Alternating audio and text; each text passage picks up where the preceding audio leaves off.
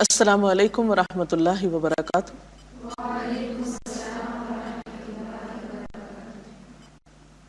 نحمده ونصلي على رسوله الكريم اما بعد فاعوذ باللہ من الشیطان الرجیم بسم اللہ الرحمن الرحیم رب اشرح لي صدری ويسر لي امری واحلل عقدۃ من لسانی یفقهوا قولی۔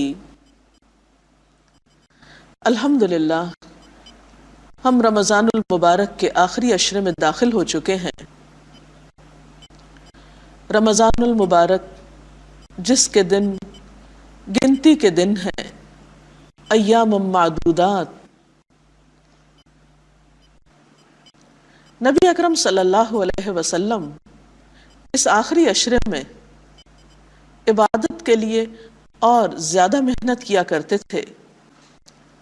حضرت عائشہ رضی اللہ تعالی عنہا روایت کرتی ہیں، کان رسول اللہ صلی اللہ علیہ وسلم یجتہد فی العشر الاواخر ما لا یجتہد فی غیرہ، کہ رسول اللہ صلی اللہ علیہ وسلم رمضان کے آخری عشرے میں باقی دنوں کی نسبت عبادت میں بہت زیادہ کوشش فرمایا کرتے تھے۔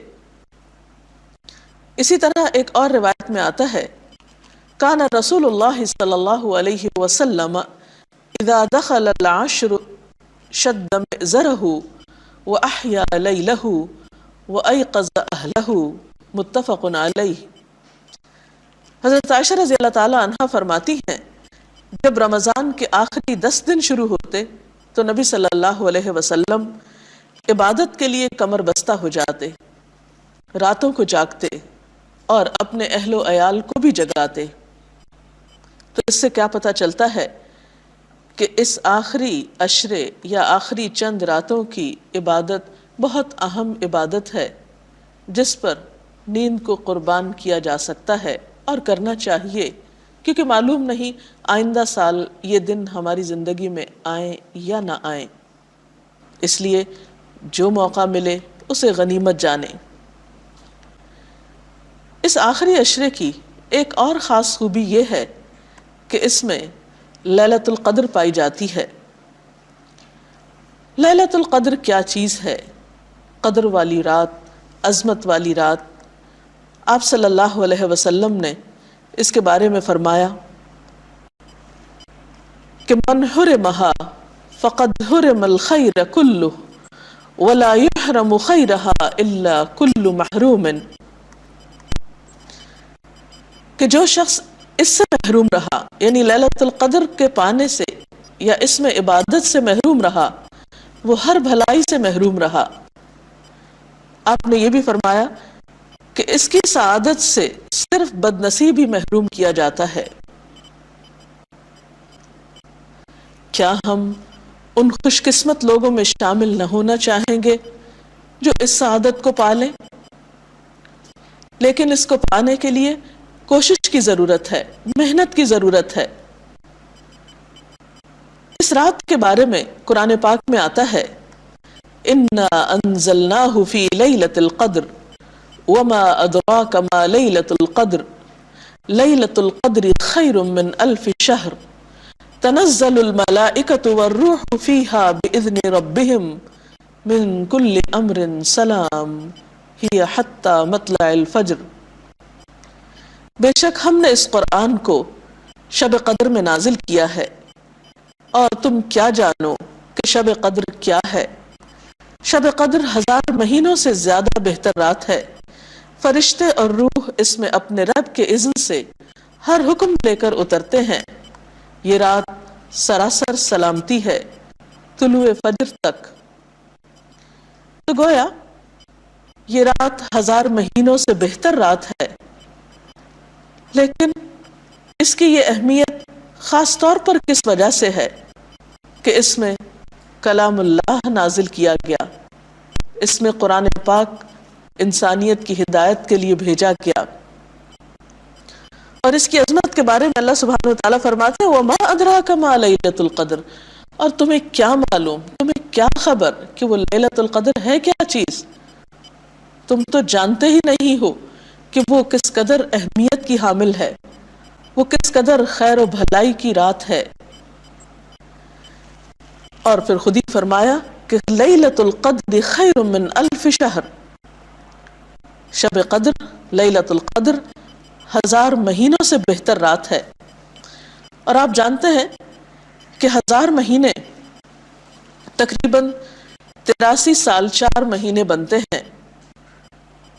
کم ہی لوگ ہیں جنہیں عمر کا اتنا حصہ ملے اور پھر وہ سارے کا سارا وقت عبادت ہی کر سکیں۔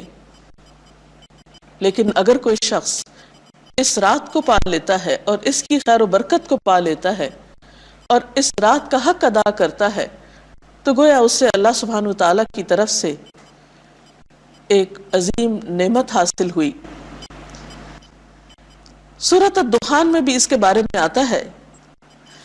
اس رات کی ایک اور اہم خوبی اس سورت میں یہ بھی بتائی گئی کہ فرشتے اور روح یعنی جبریل امین اس میں اپنے رب کے اذن سے ہر حکم لے کر اترتے ہیں۔ کون سا حکم سورۃ الدخان میں آتا ہے؟ حامیم والکتاب المبین انا انزلناہ فی لیلۃ مبارکۃ انا کنا منذرین فیہا یفرق کل امر حکیم امرا من عندنا انا کنا مرسلین۔ حامیم، قسم ہے اس کتاب مبین کی کہ ہم نے اسے ایک بڑی خیر و برکت والی رات میں نازل کیا، یعنی قرآن پاک کو، کیونکہ ہم لوگوں کو متنبہ کرنے کا ارادہ رکھتے تھے۔ یہ وہ رات تھی جس میں ہر معاملے کا حکیمانہ فیصلہ ہمارے حکم سے صادر کیا جاتا ہے۔ تو اس سے یہ بات پتہ چلتی ہے کہ اس رات میں فیصلے بھی کیے جاتے ہیں، کیونکہ قدر کا ایک معنی اندازہ کرنا اور فیصلہ کرنا بھی ہے، اسی لیے اس کو لیلۃ الحکم بھی کہا جاتا ہے۔ قدر کا معنی تنگی بھی کیا گیا ہے۔ کہتے ہیں کہ اس رات میں اتنے فرشتے اترتے ہیں، اتنی کثیر تعداد میں کہ زمین تنگ ہو جاتی ہے۔